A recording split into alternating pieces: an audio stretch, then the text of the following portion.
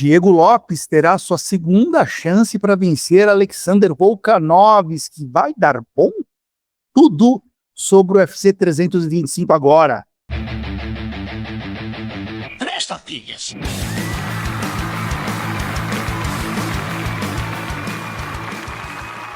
Cavalheiros e brutamontes, donzelas e desdonzeladas, eu sou Fabiano Rampazzo, pisando aqui no octagon de Três Tapinhas, com uma voz de gralha, de garça. Estou rouco, estou indo de uma gripe. Vou falar pouco neste podcast, nesta edição de Três Tapinhas, ok? Vamos aqui descascar, tirar todas as lamúrias de luta após luta sobre o UFC 325 que acontece nesse sábado. E vamos falar também sobre a Paramount Plus, vamos falar bastante sobre o peso pena, que está em voga nessa categoria. E já deixa seu like aqui também, que ela é importante. Você que está vindo do YouTube, você que está vindo do Spotify, eu preciso passar a bola para alguém, porque a minha voz está penando aqui. Gralha, Rampazzo Gralha, Meloto, bem-vindo, fala alguma coisa, me ajuda, me salva. Pelo amor de Deus, essa voz, hein, rapaz, tem que melhorar isso aí. Tem que falar menos. Você tá falando muita bobagem aí, fica perdendo a voz. Ah, cara, eu vim de gripe mesmo. Ô, Barbie, fala alguma coisa aí, me ajuda. Senhoras e senhores, soldados, aqui vos fala seu Capitão Carisma para salvar nosso querido amigo Rampazzo, para que ele possa tomar seu xarope, para que ele possa tomar uma pílula aí para tosse, porque a gente tem que melhorar essa garganta. Daqui a pouco o cara tá aqui cantando em banda de heavy metal para fazer bom uso dessa senhora rouquidão. Vamos que vamos, soldados. Você sabe que foi o xarope que me derrubou, porque não é um xarope errado. Era para ter tomado um xarope expectorante, eu tomei um xarope para tosse seca e errei na mão. Mas vamos lá. O UFC 325, Volkanovski versus Lopes 2. E o nosso podcast, o Três Tapinhas versão 2026, começa com o novo quadro, ainda dá para chamar de novo, Mito ou Verdade. Então, vem aqui, eu entrego a sentença e saio correndo. Rafael Fiziev é um dos lutadores mais superestimados do plantel do UFC. Os resultados e os desempenhos não acompanham a fama que ele leva. Mito ou verdade, Meloto? Verdade. É um dos mais superestimados mesmo. Eu concordo. Posso explanar. Aleluia, aleluia. Basicamente, Meloto concordou comigo, aleluia. Explane, Meloto, explane. Até pela expectativa que eu tinha nele, por ser um striker belíssimo, refinado, técnica tal. Mas uma vez até o Barbie comentou aqui uma coisa que me chamou a atenção. Quando ele bate, parece que é sempre um golpe que estala. Mas tu vê assim, o dano que ele causa não causa muito. E isso até eu achava que poderia ser uma coisa que iria beneficiar ele no peso pena se ele descesse de categoria. Eu queria muito que ele descesse. Mas não é um cara que não aconteceu. Eu achava que ele ia ganhar do Justin Gaethje, não ganhou. Eu achava que ele ia, assim, passar por cima do Bobby Green, quase perdeu, né? Foi uma luta com um resultado bem controverso, inclusive. Então, é um cara que teve bons feitos, nocauteou o Moicano, por exemplo, nocauteou o dos Anjos, se eu não me engano também. Mas ali era coisas que, assim, eu tava muito convicto. Agora, quando ele tinha que dar um passo a mais além disso, fracassou, e a expectativa que eu tinha nele era muito mais alta. Eu achava que ele ia entrar no top 5 pelo menos e não aconteceu.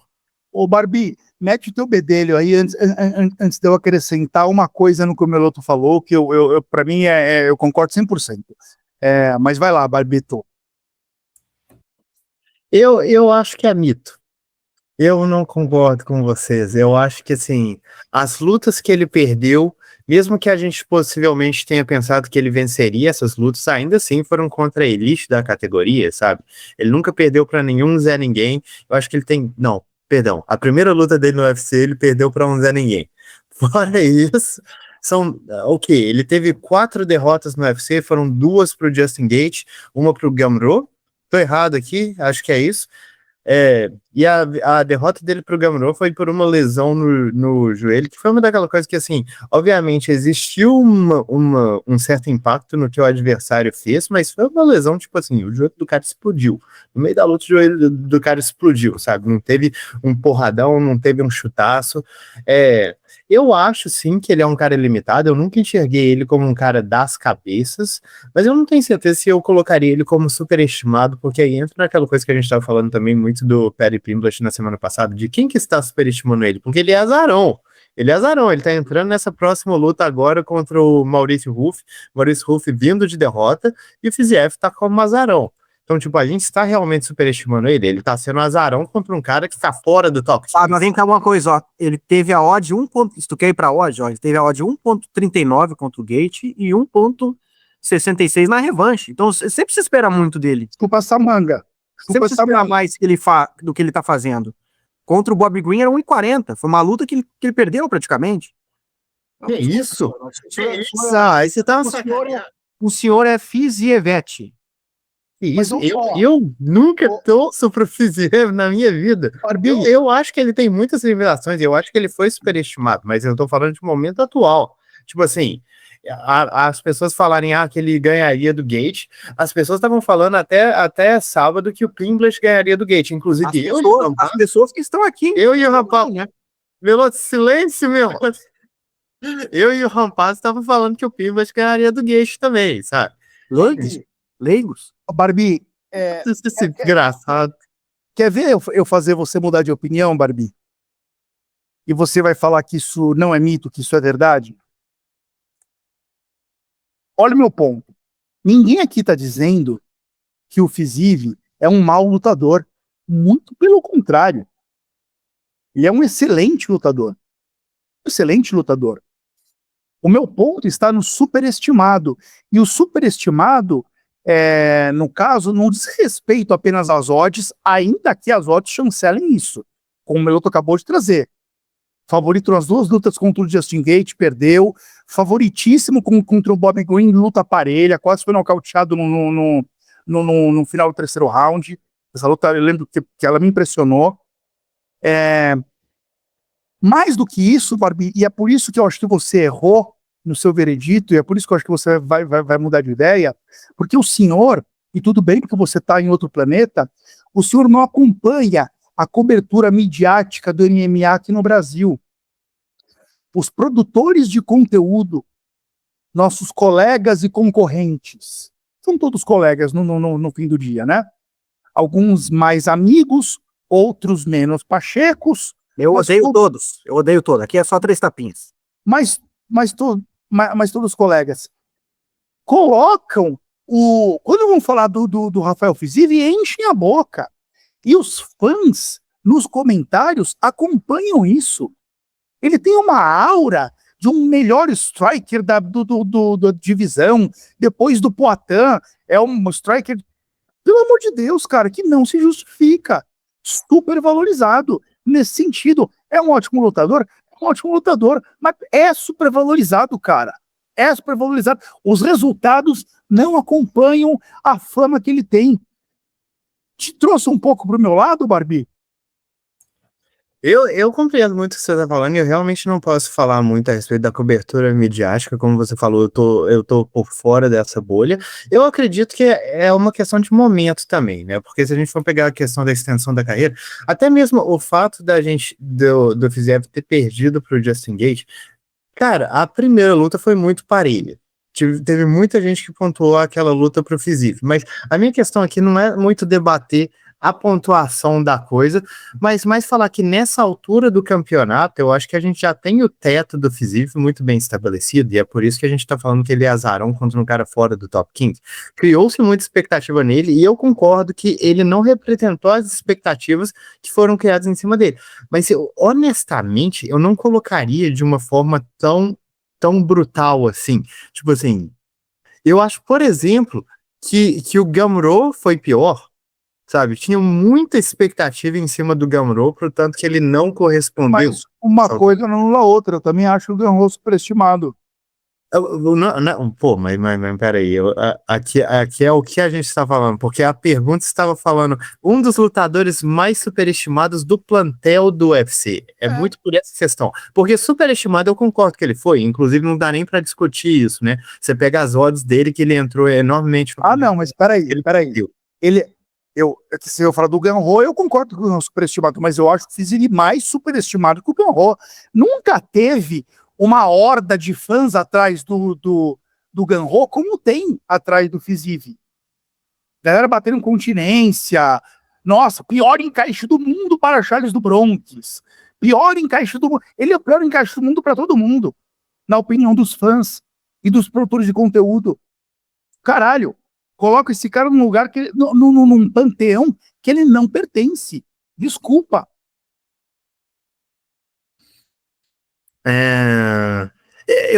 Eu realmente não vejo essa movimentação dos fãs. Mas eu boto fé no que você tá falando. É só uma coisa que realmente eu não vejo ela acontecendo. Sabe? Mas eu acredito em você. Eu não acho que você tá mentindo pra mim. É só a bolhas diferentes, Eu talvez. tô mentindo, Meloto. Eu tô mentindo, a galera baba o ovo do Fiziev. Cara, Fiziev, quando ele ia enfrentar o Charles, se eu não me engano, posso estar errado, tá? Mas as thumbnails eram assim, ó, ferrou.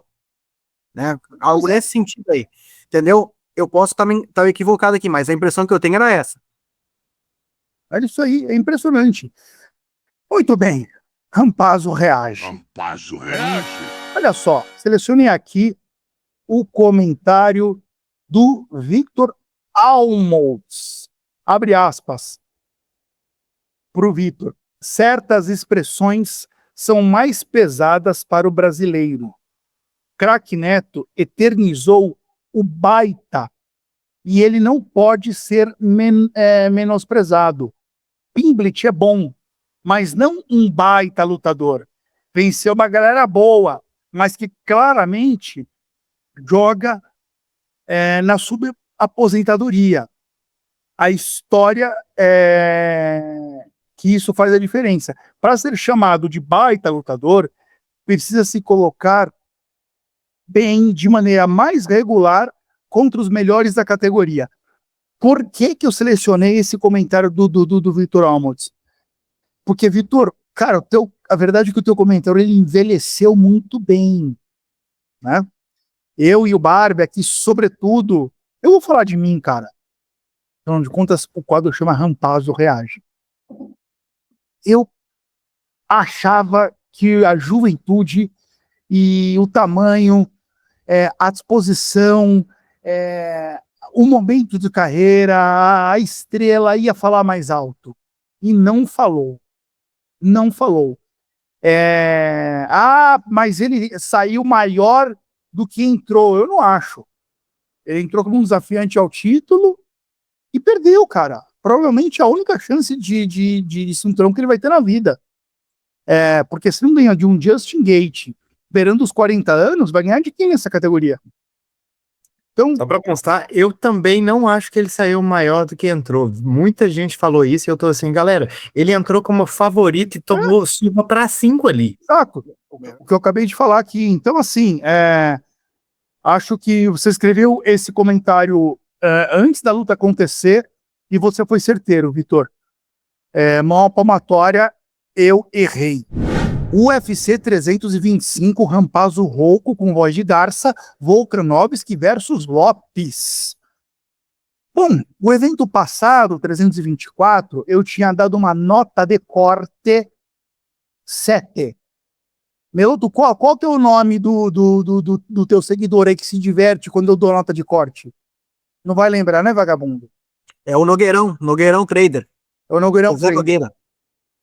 Aí, Nogueirão, eu dei nota de corte 7 para o evento passado, o 324.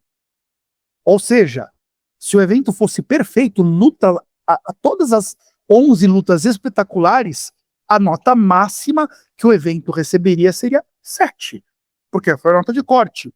Eu achei o evento bem mequetrefinho. Não gostei tanto do evento, mas ainda assim vou ser generoso e vou dar nota 4. Nota 4 para o evento UFC 324. Peraí. Anúncio. Propaganda. Nem considerei isso, hein? Nem considerei isso na minha nota. Tô me atendo apenas às lutas. Assinem a Paramount. Mas real, peraí, eu tenho que perguntar aqui a respeito, porque na minha impressão, eu achei que o que estragou o evento foi o ritmo, mas a gente teve 2 lutas, potenciais lutas do ano ali. Tá, a gente já vai falar disso. Deixa eu só terminar de dar nota de corte para esse evento, o UFC 325, que vamos falar agora, que o Barbie vai fazer análise de cada uma das lutas. Eu analisei muito bem o card, eu juro que com a minha voz de gralha, eu tentei ser positivo e não consegui chegar numa nota de corte maior do que 5, Nogueirão. Este card não está merecendo uma nota maior do que 5. Nota de corte para este evento, 5. Um UFC numerado, hein? UFC numerado. Ah, por que nota 5? Cara, a gente vai acompanhar o card aqui agora. A única luta de peso mesmo é a disputa de cinturão, que é uma disputa de cinturão que ninguém queria ver. Um rematch absurdo, uma furada de fila tremenda. Nota 5 para esse card e tá de bom tamanho. Meloto, por favor, que horas começa o card preliminar? Bom, se nenhuma luta for cancelada, né? Ninguém cair lá na pesagem de novo, vai ser às 7 horas da noite. E a primeira luta, a gente vai começar aí com as lutas do Road to UFC, né? Esse uma espécie de Contender Series misturado com TUF lá da Ásia. E são 4 finais em categorias diferentes. Quem vencer entra no UFC. E a primeira luta é entre o Aaron Tal contra o Nansai Batabayar. Boa sorte aí, Barbie. Falou bem, Meloto, porque assim, as 4 primeiras lutas, e isso aqui já vou até falar, Rampazzo, eu legitimo demais a sua nota, inclusive achei que você foi bem generoso. Eu vou explicar aqui para vocês rapidamente que as 4 primeiras lutas desse card são finais de Road to UFC. Nenhum dos 8 lutadores competiu no UFC antes. Nenhum deles. Gente, é um card numerado. É ridículo isso. Você tá Agora nenhuma luta vai ser cancelada. Todo mundo vai bater o peso, tudo vai ser bonitinho ali, ninguém vai, né? Vai ter as 15 lutas aí, né? Acabou. E uma curiosidade que a gente vai falar mais detalhadamente quando a gente estiver falando de cada lutador, mas nenhum desses lutadores do Road to UFC, nenhum dos 8 é invicto.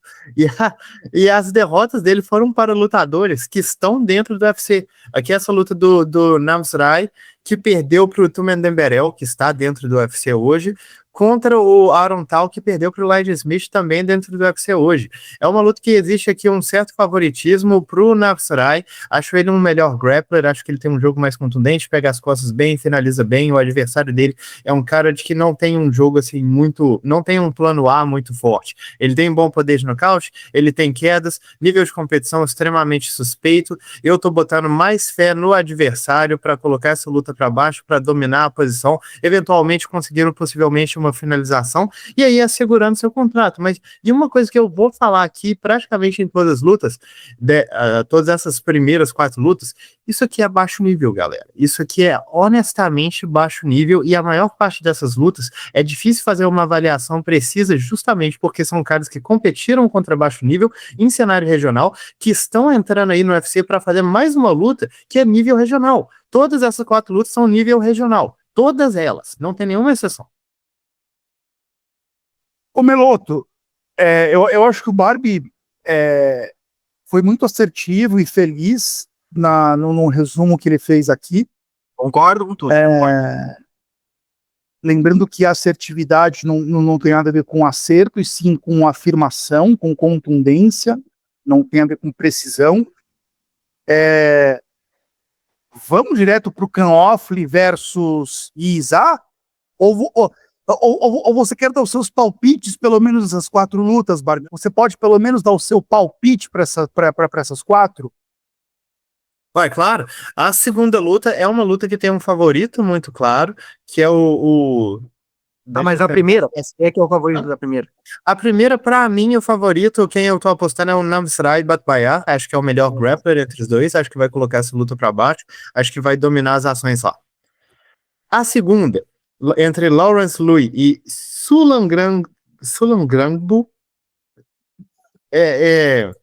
Sulangrambo, cara, esse aqui é um que eu tenho até uma certa expectativa. Ele é extremamente jovem, 20 anos de idade só, já tem uma experiência no MMA, tem mais de 10 lutas, tá com uma sequência muito bacana, tem uma boa trocação, tem um bom poder de nocaute, especialmente assim para a categoria que ele compete.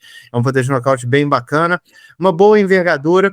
Eu tenho uma certa expectativa aqui, acho que ele é um favorito claro nessa luta, imagino que vai dominar as ações na trocação, imagino que possivelmente conseguindo até um nocaute. Rapaz, me passa aí o seu xarol. Sulangrambo, o nome do cara, é isso? Sulangrambo. E a terceira luta, Barbie? Terceira luta entre Sebastian Salai. Meu Deus do céu. Eu li todos esses nomes em voz alta antes da gente começar a fazer o podcast e ainda assim eu estou tomando pancada. E Keishiro Nakamura. Hã? E o Nakamura. E Keishiro Nakamura. Dois lutadores que vão mais para trocação, não são lutadores que tiveram grande competição, como a maior parte desses aqui. Imagino que seja acho que vai ser uma luta bem disputada, acho que vai ser uma luta de rounds trocados. O meu palpite aqui tá indo no Keishiro Nakamura por pouco, eu acho que ele tem mais potência, eu acho que ele é um lutador mais dinâmico, mais atlético do que o adversário, sendo capaz de manter a luta em pé. Imagino que ele tome conta das ações. E aí, finalmente, estamos entrando na última luta do Road to UFC, graças a Deus, entre Don Marfan, que tá pegando aí o Sang-Woo Kim. Como falei, estou fazendo um bom trabalho aqui. A coisa interessante aqui a respeito do Don Marfan é que ele só perdeu 2 lutas na carreira e as 2 foram para um lutador que está nesse card, que é o Killan Saldek, e perdeu as 2 lutas da mesma forma, por É um bom lutador esse cara aí, né? Não é uma derrota que Pois é, não é uma derrota que envelheceu mal, de forma alguma. Da mesma forma, o adversário dele, a última derrota do adversário foi pro Hong Zhu, que também está no UFC hoje. O Sang-Woo Kim é um grappler, gosta de colocar a luta para baixo, gosta de trabalhar por cima, trabalhar o ground and pound, faz isso com alguma decência, mas eu tô colocando um favorito aqui, o adversário dele, o Don Marfan, um favorito bem grande, acredito que ele seja o melhor grappler entre os dois, acredito que ele seja mais atleta, que ele seja mais wrestler. Imagino que não seja uma luta muito complexa, acho que até vai ser uma luta meio unilateral, no sentido que o Don Marfan vai colocar essa luta para baixo, controlar as ações por lá e impedir todas as tentativas do adversário de fazer grappling e dominar 3 rounds com o grappling dele. E esses são os meus palpites para as finais do Road to UFC. Esperemos que acerte. Maravilha, Barbie. E aí a gente tem pelo peso pena o Canofle australiano contra o chinês Guiza. Eu vou dizer que assim, o Canofle é uma surpresa para mim que ele continue no evento. Eu acho ele um lutador extremamente limitado. Ele tem um bom wrestler aí, mas não é um cara que apresentou muita coisa. Ele tá vindo de uma vitória em cima do Carcassinha, que para mim foi uma grande surpresa e também uma grande decepção, né? Carcassinha tava indo bem, do nada tomou uma queda e a coisa foi mal, assim, de uma forma muito súbita pro Carcassinha, tomou uma finalização. O Isaac tá vindo de uma vitória muito pujante em cima do Westin Wilson. Pode constar aqui que o Westin Wilson, tudo que você faz contra o Westin Wilson funciona, porque ele é um lutador muito abaixo do nível de UFC. Mas o Isaac fez parecer exatamente isso. Ele entrou na luta, o primeiro soco que ele deu pareceu que ia matar o cara. Em termos aqui, eu acho que o Isaac é um lutador mais forte, eu acho que ele tem grappling suficiente para competir, mesmo que ele não tenha uma trocação muito boa, ele é um cara extremamente resistente, ele tem bom poder de nocaute, ele tem bom tanque de gás, ele fez uma luta com um Mosquitinho que, apesar dele ter sido controlado durante toda a luta, o Mosquitinho é um cara muito bom, né? Ele sempre se mostrou competitivo. Ele sempre esteve lá, resistiu aos golpes, resistiu às quedas, tentativas de finalização. Eu tô dando favoritismo aqui pro Isaac. Eu imagino que ele vai conseguir defender as quedas, vai conseguir controlar a luta a longo prazo. E aí, Meloco, qual é a próxima luta? Bom, a próxima luta agora é entre o Jonathan Mikalev contra o Oban Elliott. E aí, Barbie? Bom, essa é uma luta mais de recuperação, assim, de uma certa forma, pro Oban Elliott. Ele foi completamente dominado na última luta no coreano, Seok-Yeon-kyo. O Jonathan Mikalev, cara, eu vi a última luta dele, eu gostei da forma que ele tava circulando, da forma que ele tava trabalhando chutes na média, mas eu achei que ele é muito vulnerável em termos de curta distância. Eu imagino que aqui o Oban Elliott vai conseguir encurtar a distância sem muitos problemas, vai conseguir trabalhar o boxe dele, que na minha opinião é superior, podendo potencialmente trabalhar umas quedas, podendo trabalhar um ground and pound. Eu acho que tem uma diferença de pujança aqui e de técnica na média para curta muito grande. Para o Mikalev vencer essa luta, ele vai ter que realmente circular muitíssimo bem e conseguir controlar essa distância. Eu não imagino que ele seja capaz. O meu palpite está indo no Oban Elliott. Depois nós temos Jacob Malcolm contra o Torres Finney. Vai lá, Barbie. Dois wrestlers aqui, Torres Finney é um cara praticamente unidimensional no quesito, né? Só queda, não faz absolutamente nada a partir das quedas dele. Tá vindo de uma vitória em cima do Robert Valentim, que ele quase perdeu a luta pelo pouquíssimo que o adversário fez, mesmo que ele tenha conseguido controlar o adversário pela esmagadora maior parte do round. Do outro lado, a gente tem o Jacob Malcolm, que tá vindo aí de um bom tempo sem competir, né? A última luta dele foi em 2024. É um wrestler também, um cara que tem um bom cardio, um cara que tem um bom single leg. As entradas dele nesses quesitos são muito boas. É um bom controle por cima. Tipo assim, mesmo que o cartel dele dentro do UFC tenha sido irregular até o momento, vale constar que fora a estreia dele, que foi contra o Phil Ross, quando ele tinha só 4 lutas, ele perdeu para o Brandon Allen, que hoje é um dos melhores lutadores da categoria do peso médio, e uma luta que foi extremamente competitiva. Teve gente pontuando nessa luta pro Malcolm. E a outra derrota dele foi por desqualificação contra o Cody Brandt, em uma luta que ele estava dominando. Eu acredito aqui que o Malcolm vai vencer essa luta, e acredito até com uma certa tranquilidade. Eu acho que ele é melhor trocador, acho que ele tem melhor boxe, mas mesmo em termos de wrestling, para mim a questão é que ele não fica muito a dever do Torres Finney. Eu acho que o tanque de gás dele é maior, eu acho que a capacidade dele de se meter numa disputa de wrestling é maior do que a do adversário, de se manter lá também. Não imagino que ele seja quedado e controlado com facilidade. O meu palpite aqui tá indo no Jacob Malcolm. Só um rápido bedelho aqui, né? Eu acho que o Barbie comentou isso, senão eu vou só acrescentar. A última vitória do Torres Finney, ele aplicou um golpe, aliás, 4 golpes significativos em 15 minutos de luta. E ele ganhou a luta, não sei como, né? Ganhou pelo wrestling, né? Ganhou pelo wrestling. Jogou no chão e controlou. E é engraçado, né? Porque é isso. O cara é tão ruim fazendo qualquer outra coisa a não ser colocar a luta pro chão, que mesmo ele conseguindo fazer isso com muita consistência, ele quase perdeu a luta. Ele conseguiu 8 quedas nessa luta. E qual a próxima, Meloto? A luta seguinte, mais uma luta. Olha, a gente não chegou em ranqueado ainda, né? Impressionante, já tá aí quase a 8ª luta. O Ken Ralston contra o Cody Brundage. Cody Brundage, lutador favorito do Rampaz aqui. Peraí. Barbie, me desculpe, mas pelas minhas informações aqui, a gente só vai chegar em ranqueado às 11 horas da noite, horário de Brasília, no card principal. Mas vai lá, Barbie. Essa nota. Este é o nível dos UFCs numerados que o UFC está entregando para a Paramount. Tome anúncio, todo tá pagando. Vamos fazer essa nota 5, tá ficando cada vez mais alta aos meus olhos, viu? Realmente. Mas Cody Brundage, lutador favorito do Rampaz, é um lutador que eu realmente não entendo como que ele tá se mantendo dentro do evento. Para mim, desde que ele estreou, e ele estreou muito tempo atrás, muitas lutas atrás, eu já não tava entendendo o que ele estava fazendo mais lá. Concordo. Pois é. Ele conseguiu algumas vitórias. Recentemente está vindo de uma derrota para o Eric McConnell, um empate para o Mansur Abdulmalik, que inclusive foi uma coisa que ele venceu na tapetagem, né? Ele perdeu a luta na decisão majoritária, recorreu e conseguiu ganhar, o que é uma coisa que eu praticamente nunca ouvi falar em todos os meus anos assistindo MMA. Mas Barbie, o Cody Brundage foi um cara que abriu o card principal do UFC 300. Como você tá falando mal dele? Eu só vou falar mal dele, bicho, porque eu quanto menos Cody Brandas na minha vida, melhor. E falando mal de Cody Brandas, Tom Ralston do outro lado, um cara muito alto para a categoria, com uma ótima envergadura para a categoria, bons golpes na média para curta distância, bom gancho de esquerda, bons chutes frontais.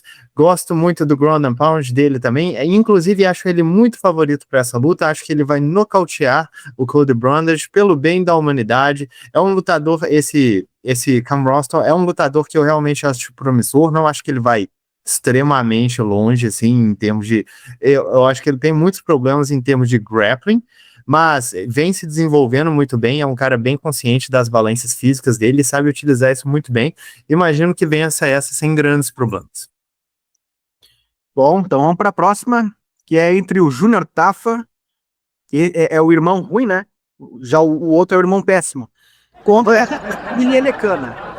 Júnior Tafa e Ilha Lecana. Luta interessante aí, né? Para abrir o card preliminar do Jungle Fight. Cara, pior, você falou irmão ruim, eu ia te perguntar, e tem irmão bom nessa família? Algum dos dois é a qualidade? Porque, tipo assim, o mais incrível pra mim a respeito do Júnior Tafa é que ele consegue lutar assim no nível mais baixo possível e ainda assim perder praticamente todas as lutas. Ele desceu de categoria, pegou o Tuco Tocos. Mano, Tuco Tocos. Sejamos sinceros, Tuco Tocos aqui, se você perde do cara, inclusive da forma que o Júnior Tapa perdeu, você vai ganhar de quem? Você vai ganhar de quem? É legitimamente qualquer um que tentar quedar o Júnior Tafa e trabalhar solo vai conseguir. E a gente tem onde tá o CM-Punk quando a gente mais precisa dele, né? Nossa senhora, essa seria uma luta competitiva contra o Tapa, sendo bem sincero com você aqui. Do outro lado, a gente tem o Billy Elecana, que tá vindo aí de 2 vitórias consecutivas, inclusive uma vitória interessante em cima do Ibo Aslan. E, cara, eu acho que essa luta tem um favorito bem claro, que é o Billy Elecana. O Billy Elecana, ele sabe trocar, mas ele pode colocar a luta para baixo e finalizar sem muitos problemas. Ele fez isso na última luta e eu imagino que não vai ter grandes problemas de fazer isso. Na minha opinião, essa luta é um passo para trás pro Elecana. Eu acho muito doido tipo assim, o Tafa perdeu a última luta e tá pegando uma luta mais difícil, mas também uma luta mais contra um cara mais bem ranqueado. Pra mim não faz sentido. Agora, eu quero saber quem é que vai estar enfrentando o Júnior Tafa e dando um passo pra frente. Mano, não faz sentido a tanta chance que os irmãos Tafa estão recebendo. Não faz sentido algum. Ele vai tomar mais um cacete no solo. Ele tem, obviamente, a chance do pombo. É um cara que bate muito pesado. É um cara que chuta muito bem, principalmente chute alto dele, muito forte. Mas ele vai ser quedado, vai ser massacrado. A não ser que o Elecano não tenha cérebro. Esse é o jogo e é um jogo simples de se fazer contra um cara desse nível. O cara vai ganhar, a não ser que não tenha cérebro. Vamos lá, então. A próxima luta é essa para encerrar o card preliminar. O nível sobe aqui, né? Naturalmente. Killian Salkid contra o Jamie Mularkey. Mas o favoritismo é grande, né? Pro Salkid. Pois é, Salkid está vindo aí de uma tremenda vitória, inclusive um dos melhores nocautes que a gente teve no ano passado, em cima do Nasrat Haqparast, que é um cara conhecido pela durabilidade, inclusive, né? Haqparast entrou já em muitas guerras, venceu muitos lutadores bons, mas assim, eu acho que existe um certo desnível aqui na casa de aposta, porque eu concordo com o favoritismo do Salkid, ele inclusive já mostrou muitas valências no jogo dele, mostrou um bom boxe, mostrou uma boa habilidade de quedas, um bom controle posicional, já mostrou cardio para 3 rounds, mostrou bons chutes aqui, mas ele tava tomando um super atraso aqui do Haqparast, sabe? Ele tava perdendo bem a luta antes de conseguir aquele nocautaço e, cara, todos os méritos para ele pelo nocaute, mas eu estaria sendo um mau analista se eu ignorasse o fato que ele achou aquele chute ali no meio de uma situação que não estava boa para ele. Do outro lado, a gente tem o Jamie Mularkey, e o Mularkey é a definição para mim de veteraníssimo, sabe? É como se fosse, é um cara que ele luta como se fosse o Volkanovski, só que 30 vezes pior. Ele gosta das fintas dele, ele gosta das combinações, dos ganchos de esquerda, ele gosta de diabiar e se movimentar, inclusive treinam juntos. Tá vindo de uma vitória aqui que eu achei até interessante em cima do Rolando Bedoya. Antes disso, ele tinha perdido pro Maurício Ruff, no que foi a estreia do Ruff dentro do evento. E, cara, eu vou dizer assim, eu acho que o Salkid seja favorito mesmo, mas eu não colocaria ele como maior favorito do evento, igual as casas de apostas estão colocando. Eu acho que tem disparidade atlética aqui, que para mim é a questão mais interessante. Porque eu acho que o Molark seja um cara razoavelmente técnico, eu só não acho que ele bata forte nem rápido o suficiente para conseguir incomodar um atleta de elite, que eu acho que o Salkid seja, sabe? Então eu imagino que o Salkid vai conseguir controlar essa luta melhor, eu acho que ele tem um melhor jab entre os dois, eu acho que ele tem os chutes mais potentes, eu acho que ele pode inclusive colocar essa luta para baixo se a ocasião aparecer, e aí é esse o rumo que eu imagino que essa luta tome. Mas, cara, eu não tô. Eu tô achando esse favoritismo muito descompensado. O Molark é um veteraníssimo, como eu falei, um cara que já deu lutas duras para muitos lutadores excelentes, que já venceu outros lutadores excelentes também. Então, essa luta pode ser uma luta bem complicada se ela fosse estendendo e o Salkid não conseguir impor a distância dele, colocar o jab dele. Eu não sei se ele é o cara mais capaz numa trocação de média para curta, eu não sei se ele tem as combinações mais limpas, nem a defesa mais apurada. Vamos ver, mas o meu palpite está indo no Salkid, só acho que seja uma luta muito menos clara do que as odds estão falando. Duas coisas, tá?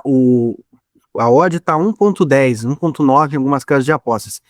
Isso é uma odd de um cara que já está consolidado, um cara da elite já. É como se a gente estivesse projetando um Salkid que ainda não é e já aplicando a odd em torno daquela projeção. Que ele não se tornou ainda, né? O cara ali, o top 5 ainda. Isso é odd de top 5 contra um desranqueado, né? E a outra coisa que eu ia comentar é que no site do UFC essa luta estava listada como a última do card preliminar. Mas eu dei uma olhada mais para cima para ver o card principal, né? E lá no site do UFC tem 4 lutas só. Então, pelo que eu vi, essa aí vai ser a luta que vai abrir o card principal.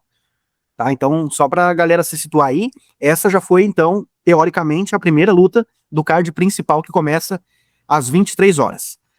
E a luta seguinte, a segunda luta do card principal, é entre o Taito Iwasa contra o Thaleson Teixeira. E essa luta aqui eu já vou dar meu bedelho antes, tá? Eu acho que vai dar ruim pro brasileiro. E aí, Barbie, o que você acha? Eu acho que você tá emocionado, Miluto. Eu acho que você fazer qualquer palpite em um cara que tá vindo de 5 derrotas consecutivas, tomando surra em cada uma delas, de uma forma. Mas adivinha por que ele acha que vai dar ruim pro brasileiro? Adivinha. Vocês já vão saber Miluto, por daqui a que você pouco. acha que vai dar ruim pro brasileiro? Mas é dessa galera pensar aí, né? Deixa chegar o Campo Minado, vocês vão entender. Ó, Justin Gates. Assim, cara, eu não vou dizer que eu acho o Thaleson o melhor lutador do planeta, inclusive, mas eu palpitei nele contra o Lewis, achei que aquela derrota foi triste de se assistir, ainda mais da forma que foi, não achei que foi uma interrupção correta, de qualquer forma, né? Eu acho que o Thaleson é um cara, o cara é gigante para a categoria, o cara bate muito pesado, chuta muito bem. Do outro lado, a gente tem o Taito Iwasa, mano, eu tinha muita expectativa em cima do Tuivasa na estreia dele, muita expectativa, porque ele tinha lá os seus bons chutes baixos, ele tinha uma ótima joelhada voadora, ótimas cotoveladas, um trabalho no clinch fenomenal, e eu simplesmente não acho que ele joga para valorizar as forças dele. Ele gosta de boxear, ele gosta dessa troca de mão, que não é uma coisa que ele faz bem. Ele cansa extremamente rápido, ainda mais contra um cara que vai ter uma vantagem significativa aqui de altura e de envergadura em cima do Tuivasa. Tipo, a vantagem de altura é de 13 centímetros. A vantagem de envergadura é 20 centímetros, sabe? Então eu acho que aqui é uma luta que o Thaleson tem tudo para vencer, tem tudo para controlar essa distância, tem tudo para meter um direto forte na cara do Tuivasa. Como eu falei, o Tuivasa, bicho, ele tem só 32 anos, ele não é velho, mas o que ele apanhou nas últimas lutas não foi brincadeira, especialmente essa luta contra o Jairzinho, que foi a última, ele sentiu muito ao longo de 3 rounds. Sabe? E é um cara que, obviamente, já não se vê como atleta. Eu acho muito difícil que o Tuivasa comece a levar a coisa a sério agora. Ele entra em toda luta tentando se valer de uma mão, e eu acho que o Thaleson é um cara mais sério do que isso.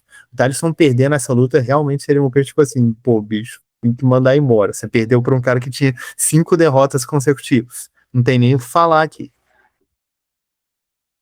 Bom, vamos para a próxima, então. Agora chegamos na luta do Rafael Fiziev contra o Maurício Ruffi. E essa, embora o Fiziev é um cara que a gente acha que é superestimado, mas há quem diga que o Ruffi também seja. E aí, Barbie, quem vence essa? Essa também é uma luta vai ou racha pro Ruff, né? De um certo sentido. Porque o Ruff perde a última pro Benoit Saint-Denis sendo dominado e controlado no chão. Aí ele pega um cara que é exclusivamente trocador.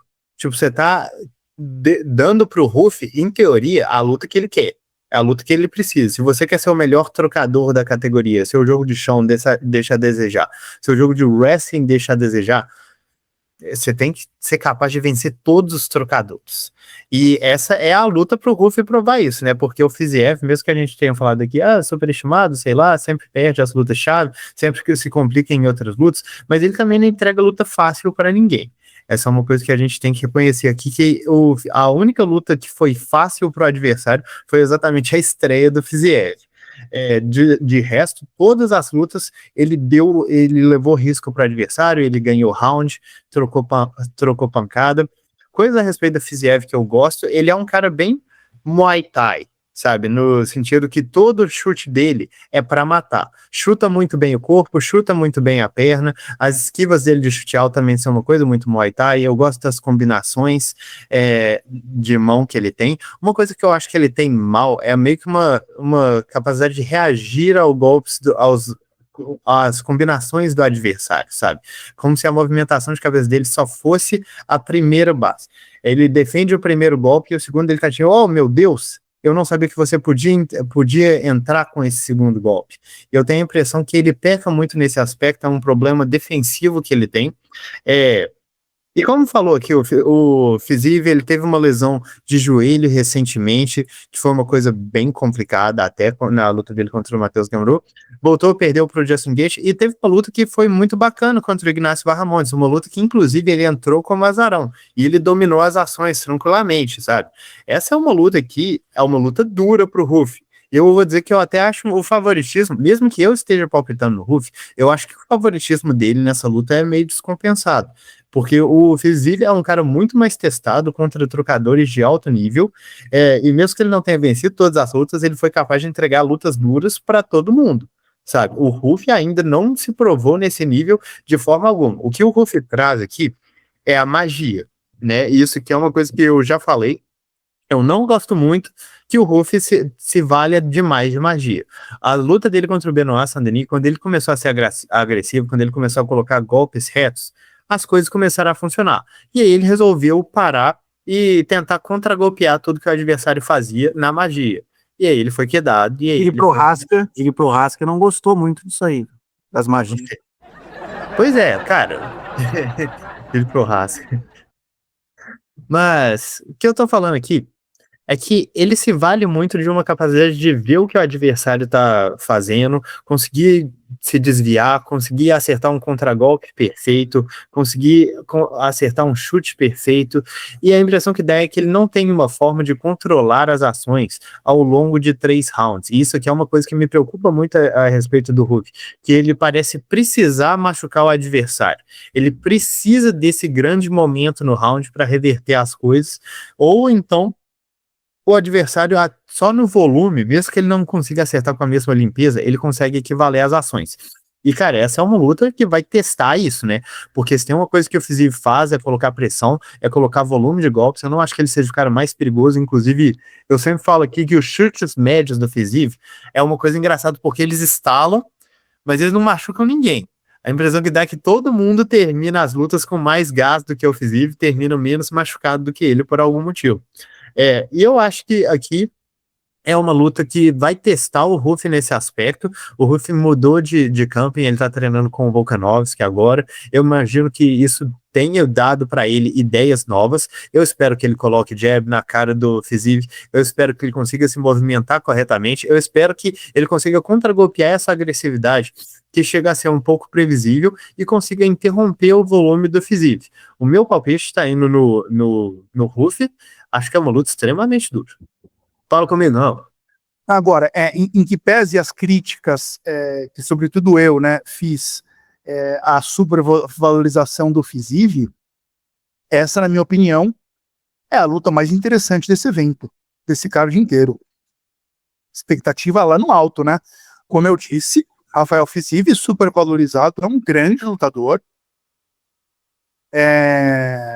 um ótimo striker, e vai pegar o Ruff no que promete ser uma luta no seu meio-campo, na sua área, no seu jogo. Eu tô com expectativa lá no alto. É a luta que eu mais quero ver nesse evento, é essa. Boa, gente. Vamos lá, então. Vamos para a próxima. Dan Hooker, vindo de derrota, vai enfrentar o Benoit Saint-Denis, que ganhou do Ruff, né? Aqui parece meio que um mata-mata, né? Quem vencer pega o vencedor, se enfrenta aqui os dois, né? E aí, Barbie? Dan Hooker, vence essa em casa? Cara, que isso? A diferença de dinamismo, a diferença de resiliência a golpes, de força física aqui. Inclusive a questão de jogo, eu acho que o jogo pro Saint-Denis é um jogo bem similar ao que ele fez contra o próprio Maurício Ruff. Coloca a luta pra baixo, bicho. Massacra o cara ali. É, e é um jogo que a gente acabou de ver o Hooker sendo tratorizado pelo Sarukian. Tipo assim, muita gente ficou na impressão que o Hooker voltou pro auge depois dele ter vencido o Gamrot. Eu não concordo com isso. Eu acho que ele tá muito mais lento do que o normal. Ele tá musculoso, mas ele tá lento. Ele não tá tolerando os golpes da mesma forma. Ele tá sentindo golpe em toda luta, principalmente sentindo nessas últimas duas, contra o Gamrot e contra o Sarukian. Galera, mesmo que eles sejam ótimos lutadores, eles não são pegadores, sabe? Se você precisa do seu queixo, você não deveria estar sentindo o golpe desses dois caras. Aí você tá pegando o Saint-Denis, que mesmo que ele seja um lutador abaixo do Sarukian, bem abaixo, ele tem um jogo de pressão mais forte, ele tem um ground and pound mais forte, ele tem um jogo de finalizações mais consistente e ele bate mais pesado no geral. Eu honestamente não acho que o Saint-Denis vai ter muitos problemas colocando essa luta para baixo, controlando o Hooker lá, não. Eu acho que o Hooker vai tentar ali fazer o seu jogo de distância, colocar chutes baixos, colocar jabs, chutes frontais, e não imagino ele tendo grande sucesso. Meu palpite tá no Benoit Saint-Denis. Olha que eu também acho que o Saint-Denis ganha, mas se ele resolve trocar com o Hooker, com aquela guarda, que às vezes é vazada, vai ter risco aqui, pelo menos, que ele vai correr, hein? Mas vamos lá. Agora é contigo, né, Rampar? Cavaleiros e Brutamontes, donzelas e desdonzeladas, chegamos nela, ADLP, análise da luta principal. Vamos começar para este, que para muitos já é o maior peso-pena da história. Nem tudo são números, há que se pesar aí qualidade dos adversários, e tem outras coisas mais, renovação do esporte, tudo. Para muitos, o maior peso-pena da história, Alexander Volkanovski. Lembrando que em número de defesa de cinturão ele está bem atrás do José Aldo ainda. Bem atrás assim, está atrás, consideravelmente atrás, não bem atrás. Mas é um craque, um futuro Hall da Fama, e possivelmente aí estaria na luta entre os 10, 15 maiores lutadores da história do MMA. Tô exagerando, Barbie? O Volka é tudo isso? E quem é o Volka hoje? Bom, eu não coloco o Volkanovski ainda como o maior pêndulo da história, mas eu definitivamente entendo quem coloca. E, tipo, na minha opinião, ele é o melhor, sabe? O melhor, possivelmente um dos, talvez o melhor lutador que eu já vi lutar no seu auge, assim. Realmente parecia que o Volk era intocável em algumas performances. E um cara extremamente cerebral, um cara com uma trocação muito boa, com ótimos chutes baixos. Eu gosto muito da forma que ele estava usando os chutes baixos, principalmente com a perna da frente, para preparar os socos dele. E também da forma que era só uma constante ali na luta, né? Não era uma coisa que estava danificando, mas era uma coisa que estava constantemente tirando a base do adversário. O adversário estava lá se posicionando, tomava um tapa ali na perna e falava, desgraça, vou ter que fazer tudo de novo. E o Volkan é muito capaz de lutar nas duas bases também. E é interessante porque todo esse desenvolvimento do Volkanovski aconteceu depois dele entrar no UFC, tipo, já no meio da corrida dele pelo cinturão. Você vai ver as lutas dele contra caras tipo Shane Young, Jeremy Kennedy. Ele era um wrestler, sabe? Ele gostava de colocar a luta para baixo, trabalhar ground and pound, era o que ele fazia. Você ainda vê alguns resquícios disso, né? Essa própria última luta contra o Diego Lopes, teve um momento que ele jogou o Diego Lopes no chão e deu um cacete nele no ground and pound. É uma coisa que ele ainda faz muito bem. Eu chamo isso de Volkanovski bravo.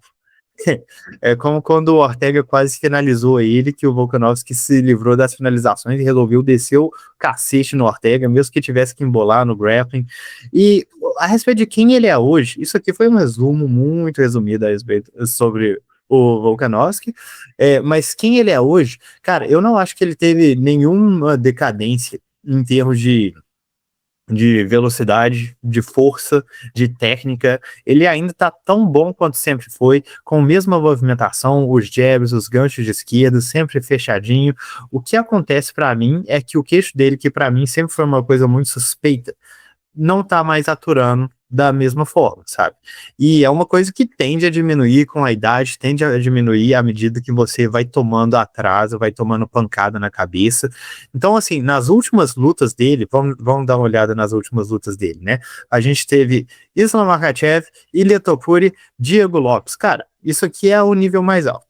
Ok? Sejamos muito honestos, você não vai encontrar dois lutadores melhores na atualidade do que Islam Makhachev e Ilia Topuria, e mesmo que o Diego Lopes não esteja no mesmo patamar, ele ainda bate extremamente pesado. Só que, o que eu tô falando é que o problema pro Volkanovski aqui é que a margem dele para erro tá diminuindo cada vez mais, né? Porque eu acho que ninguém tá entrando para essa luta com o Diego Lopes pensando, o Diego Lopes vai dominar essa luta. Ele vai colocar jab forte na cara do Volkanovski. Ele vai controlar o centro do octógono e vai levar a melhor nos momentos de trocação. Ninguém está pensando isso. O que a gente está pensando é que o Volkanovski não pode se sujeitar a tomar um golpe a cada 10 que ele acertar, porque esse um golpe tem muito mais chance de ser fatal para ele do que os 10 que ele acertar tem chance de ser para o Diego Lopes. E essa é uma coisa que vem sendo, que a gente vem observando nas lutas dele, que assim, ele poderia ter sido nocauteado da mesma forma que foi? Poderia. Ele tá enfrentando caras pegadores, ele tá enfrentando caras que são muito bons e batem muito pesado, mas definitivamente não é uma coisa que ele vai melhorar conforme ele progride na carreira, sabe? É uma coisa que tende a cobrar caro, e na última luta contra o Diego, a gente já viu que, assim, mesmo que ele tenha controlado a luta, claramente venceu a maior parte dos rounds. Para mim, venceu 4 rounds. Vi gente pontuando 2 pro Diego. Eu pontuei 4 rounds pro Volkanovski. Mas ainda assim, mesmo com o Diego fazendo uma luta terrível, o Volkanovski quase morreu em 2 momentos separados. Isso aqui são coisas que preocupam muito todos nós fãs do Volkanovski. Barbie, e do outro lado a gente tem novamente o desafiante Diego Lopes pela segunda vez consecutiva, numa luta meio bizarra essa luta, mas o Diego Lopes não tem nada a ver com isso, né?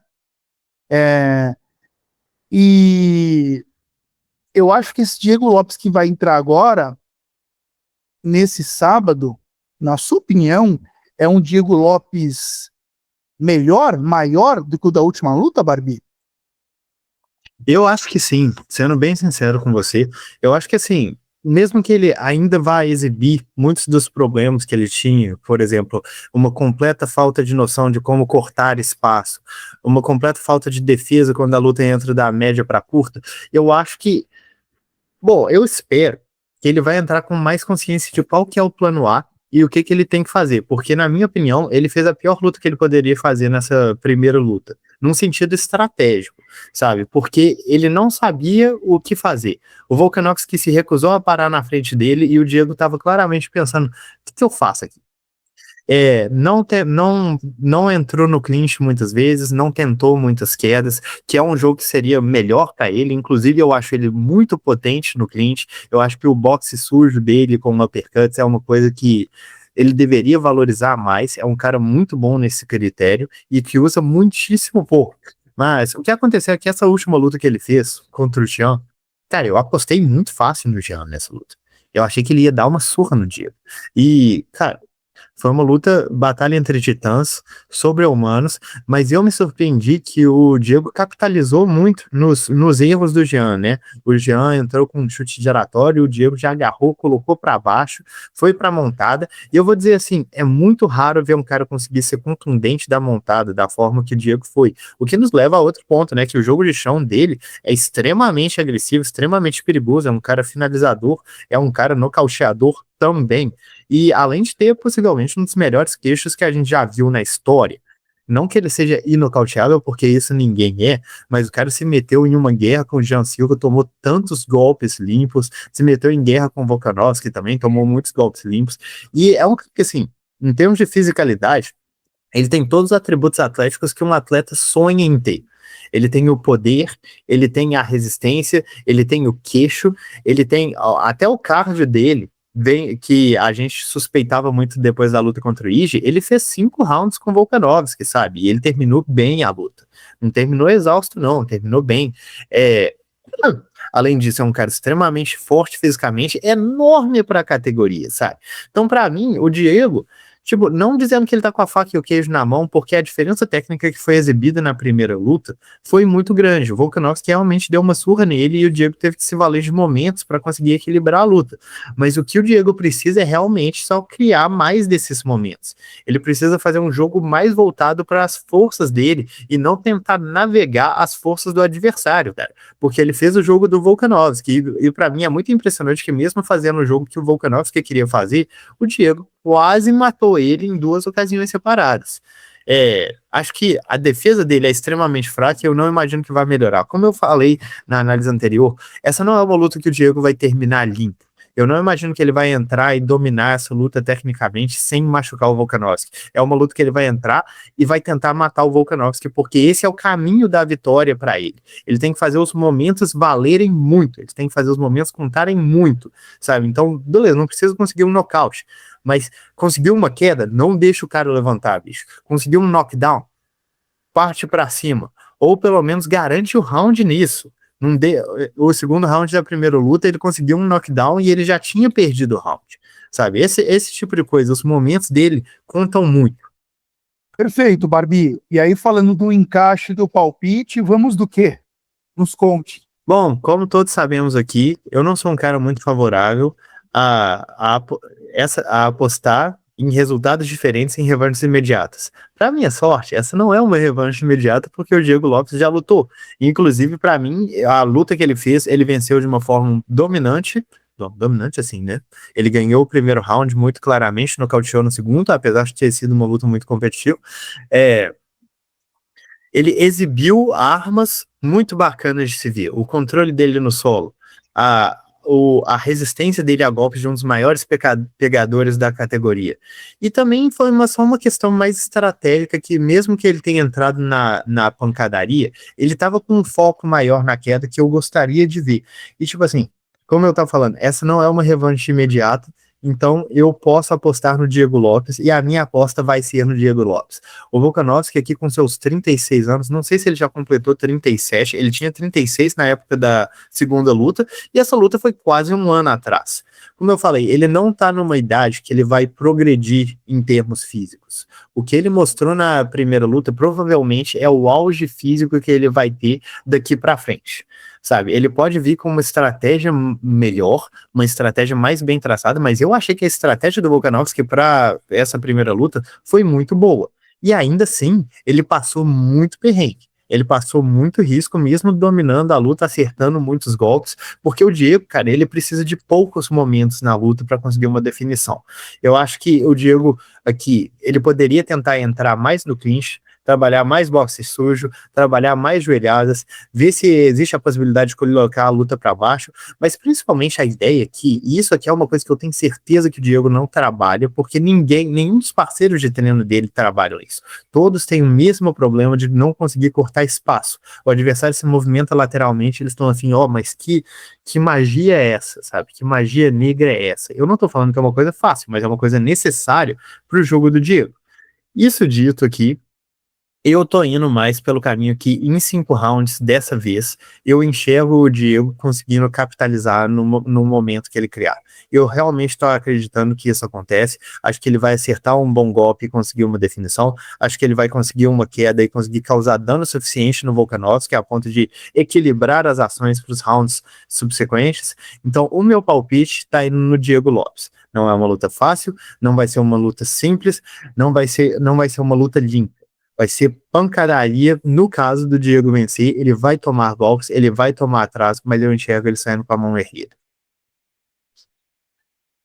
Olha aí, palpite surpreendente, hein? Indo na zebra. O Barbie. Não sei, o meu palpite tá ping-pongueando para efeitos de canal Contragolpe. Você já tem teu veredito aí, Meloto, para essa luta principal? Diego Lopes por nocaute. Eu acho que o Diego Lopes vai nocautear. Na primeira luta ele ficou por pouco ali pra isso acontecer. Eu acho que vai acontecer agora.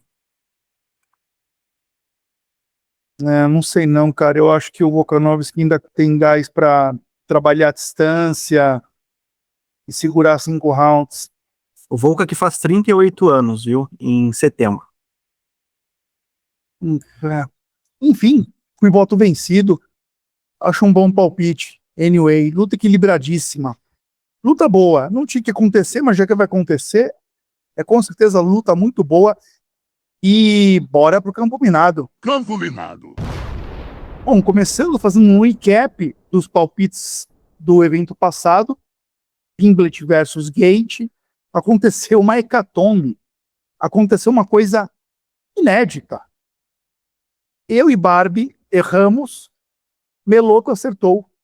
Inacreditável. Até parece. Isso aí é a coisa mais comum do mundo, rapaz. É só. E lá vai, senhores. Quem vai Vai assistir subir. esse ano vai ser, praticamente vai ser sempre assim. Próximo evento aí, anota aí, vou acertar de novo. Pois é, eu fui de Rose Namajunas, vencendo a Natália Silva, quen pra mim, Mas foi por pouco, viu? Eu pontuei pra Rose. por pouco. A Natália Silva saiu menor dessa luta, hein? Não, com certeza. Assim, eu acho que essa foi uma luta que exibiu o problema na pontuação, né? Porque a Rose, pra mim, ganhou os primeiros 2 rounds por uma vantagem muito mínima. E depois ela tomou uma surra. Uma surra. Mas as minhas expectativas de Natália Silva vencer a Valentina diminuíram. Eu Isso gosto. eu quis dizer. Pra Natália seria bom adiar essa luta, né? Fica enfrentando mais umas containers, espera a Valentina envelhecer um pouco mais. Mais ou menos isso. O Barbie foi de Davidson Figueiredo, vencendo o Mar Nurmagomedov, quen pra ele. Que leigo, cara. Davidson. Olha isso, olha a arrogância, Barbie. Só porque acertou uma luta. Pois é, o Olha a arrogância. cara acha que já é da casa. Ele acha que ele já é da casa. O cara aposta numa coisa que tá pagando 10 e acha que vai acontecer. Aí o Meloto, que de 4 em 4 meses, de 7 em 7 luas, acerta uma luta aqui no Campo Minado, foi de Justin Gate, cravou, vencendo o pé de Pimblet contra tudo e contra todos, contra mim, contra o Barbie, subiu, fez pontos, subiu na pontuação. Meloto está em terceiro lugar com 11,81, eu em segundo com 17,01 e o Barbie em primeiro com 21,35. Meloto não está mais 10 pontos atrás do Barbie, 9, alguma coisa. E Barbie, você é o primeiro a falar. Qual o teu palpite para esse campo minado do UFC 325? O meu palpite, o meu campo minado está indo no que também é o meu palpite. Diego Lopes, pagando 2,28 para vencer Alexander Volkanovski. Eu estou indo de Dan Hooker, vencendo Benoit Saint-Denis. Benoit Saint-Denis, que não é confiável, olha que vai bater, hein? Vai bater. Francês não é confiável, pagando 3,50. E você, Meloto? Assim como eu sou um desacreditado aqui, né? Que eu não entendo os motivos. O Taito Ivasa também vai dar finalmente vai voltar a vencer aí 5 derrotas seguidas, né? Mas vai vencer, vai nocautear, inclusive, o Thaleson Chicão, que é um cara promissor, é muito bom até, mas aquela guardinha ali não me. Né? 3,10 tá pagando? Acho que vale a pena.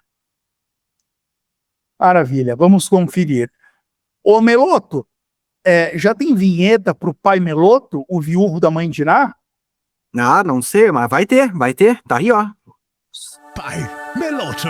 Será? Será que estreamos pai Meloto, o viúvo da mãe de a Vinhetinha, nesta edição de Três Tapinhas. Tá preparado, Meloto? Qual que é a única regra? Isso. Deixa eu fechar até o olho aqui, gente. A única regra é essa. Fala alguma coisa aí, Meloto. É mão pro alto. Vai, ó. Já estou saboreando a vitória aqui, ó. Meu pai do céu. Ok, já abri o Google. Vamos para a Bem, primeira. Lembrando que o placar está 5-1 pro Meloto. Meloto, 5 acertos e 1 erro. Qual é a brincadeira aqui no Pai Meloto? Eu e o Barbie, a gente fala um evento do UFC X que me vem à cabeça, e o Meloto, com as mãos pro alto, na memória, tem que dizer qual foi essa luta principal. Qual foi essa luta principal? Então, Meloto, qual foi a luta principal, mão pro alto, isso mesmo, do UFC 299? 299 foi o. Barbie, confere aí, Barbie. Eu sei quem estava lá. 299, gente. 299. Peguei ele, Barbie, de novo, hein? Pegou ele. Pô, mas 299 foi recentemente. Foi recentemente, foi. Ah, tá. Eu tava com a cabeça lá no 199. Não, no 299. Cara, o 299 foi antes do UFC 300, né? Exato. Não. Não foi não, pô. Que isso, Melão? Gente, o que tá mais recente parece que é mais difícil do que tá mais lá passado. Peraí que eu tô revisitando aqui minha memória. Lembrando que o erro do Meloto na edição passada foi de uma escolha minha, hein? Tá 5-1 pra mim, né? Tá 1-0 para mim contra o Barbie. Que isso?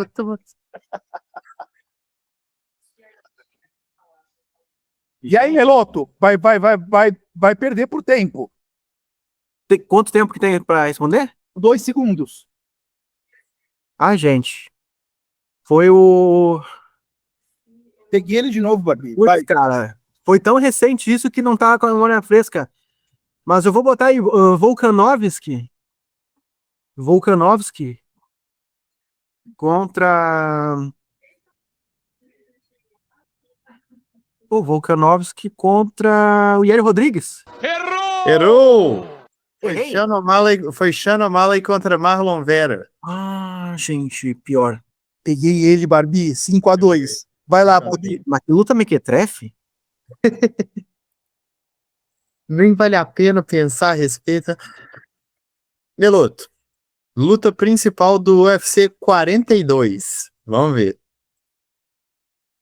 Nossa senhora. 42. Peguei ele, Raul. Foi lá pra trás. Foi lá Cara, pra trás. Cara, 42 foi. Será que ele já tava no evento? Não, mas vamos lá. 42. Rich Franklin contra Yoshi Okami? Não! Yes! Tão indo bem. Foi Matt Hughes contra Sean Shirk. 5-3, 5-3. Vai lá. Achamos o antídoto pro superpoder. Meloto, Peraí, mas só uma coisa. Qual luta você tinha falado, Meloto? Você falou Rich Franklin e quem? Okami. Não, bom, o Rich Franklin lutou nesse evento, mas foi contra o Evan Tanner. não foi a luta principal. O que importa é que é a luta principal. E que isso, ele lutou contra o... Não, peraí. Vai, vamos seguir aqui, Barbie. Vamos seguir aqui. Ele errou, não errou? Errei. Errou? Então, luta principal do UFC 111, Meloto. George St. Pierre e Dan Hardy. Peraí, que essa aí eu nem tive tempo. Um instante. Calma. O UFC 111. A minha É essa. bola de cristal. Acertou, Barbie? Ele acertou com a linha só. Brasil! 6-3.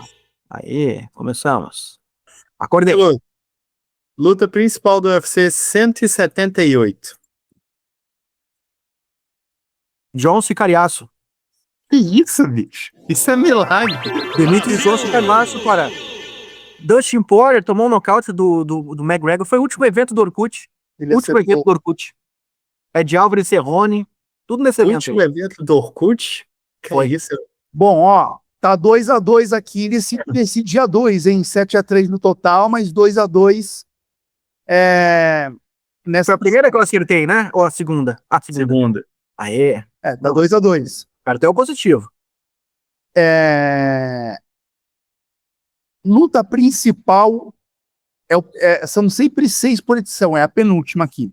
Luta principal do UFC 15, Meloto. O do UFC 15 foi.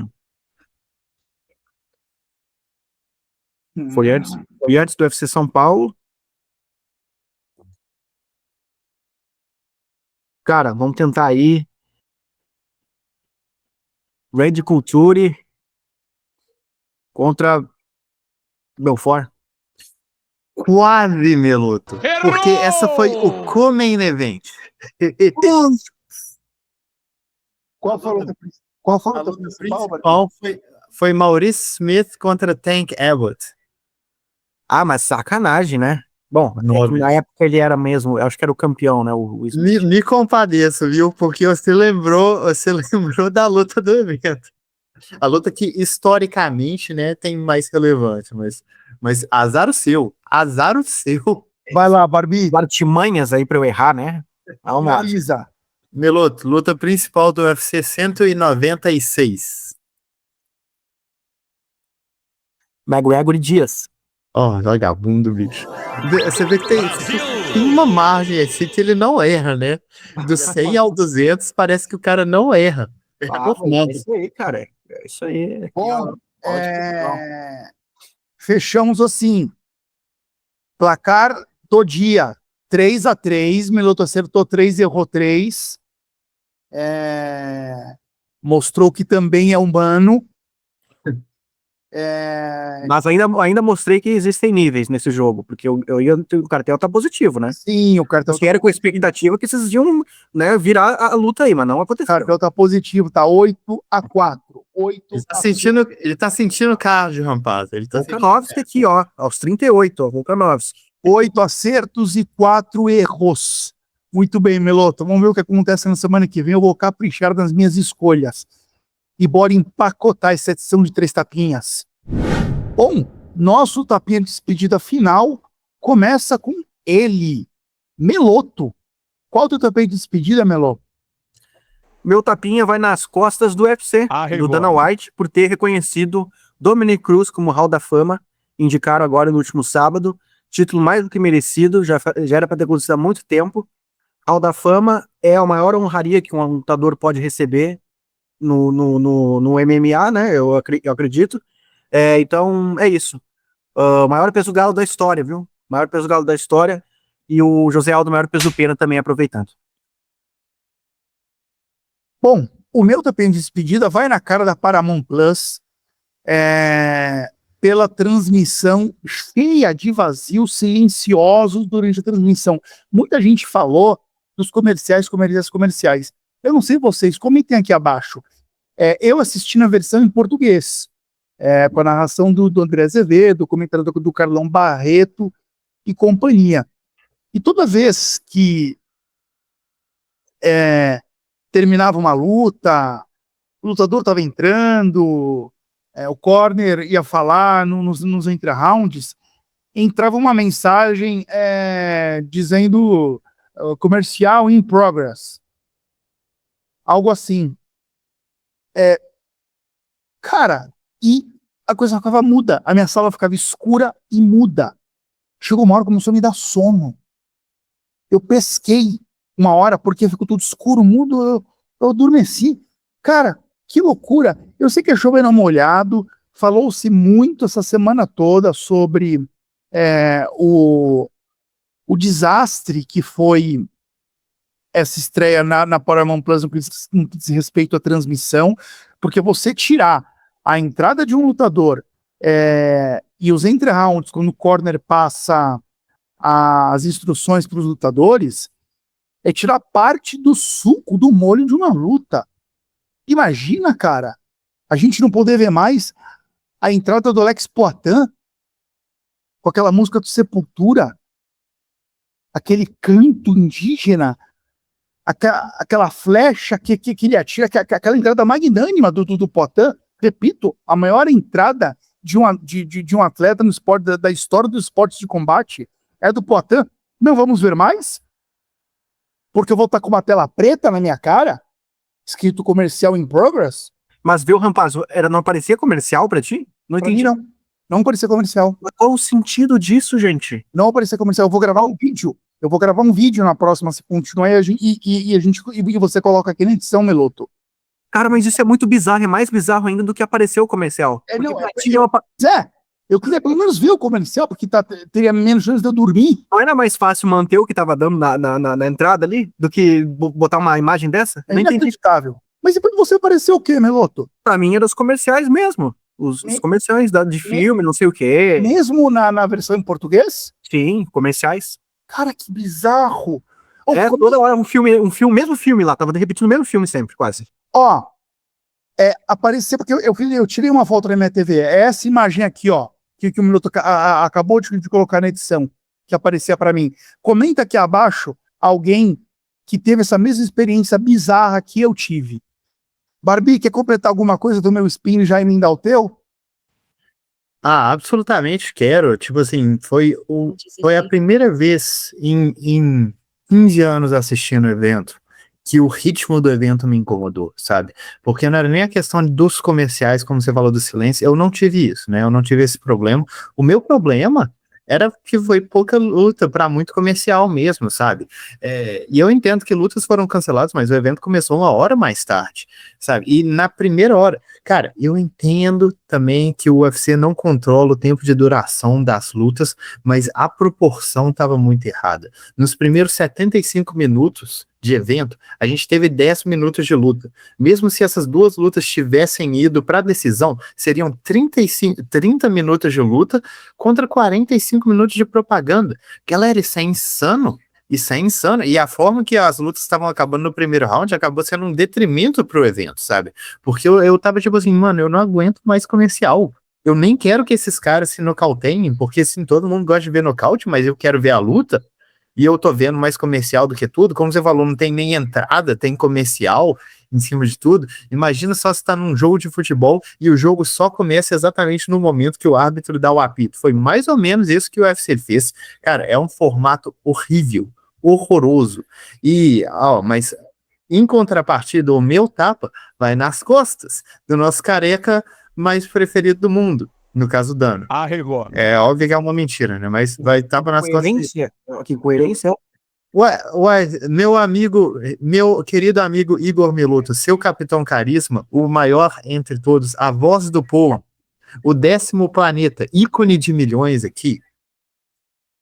Eu sempre defendi o lado do atleta, ok? E pela primeira vez em muito, muito tempo, o Dana resolveu rever as premiações da noite. E, cara, ele mudou de uma forma muito interessante. Ele aumentou o prêmio de performance da noite, aumentou o prêmio de luta da noite e também resolveu dar prêmio para todo mundo que conseguisse um nocaute ou finalização. Cara, essa é uma ótima forma de recompensar o atleta, uma ótima forma mesmo. Ainda mais para os caras que estão começando lá, você está dobrando o salário deles. Realmente, eu achei essa uma interferência fantástica. Eu sou músico, para quem não sabe, e uma grande coisa que eu tenho que lidar é que o que eu sou pago não muda há 20 anos. Há 20 anos o pagamento era muito dinheiro. Hoje, com a desvalorização que acontece normalmente, eu já não recebo nada, né? E não muda o preço. E o caso dos prêmios da noite era a mesma coisa. Quando esses atletas estavam sendo pagos 50 mil 15 anos atrás, era dinheiro pra caramba. Agora já não é mais tanto. Então uma coisa tinha que mudar e eu fico feliz que o Dana fez essa interferência. Uma coisa que eu achei engraçado, porém, foi que por conta de como as coisas foram estruturadas, Jean Silva, Arnold Allen fizeram uma guerra, uma lutaça. Arnold Allen vendeu caríssimo, deu sangue e não recebeu bônus de vitória, não recebeu nenhum prêmio da noite por ter feito uma das melhores lutas do ano. Então, acontece, mas é chato. A estrutura de prêmio em si, eu acho que é uma coisa falha, mas eu acho que foi uma progressão bem bacana.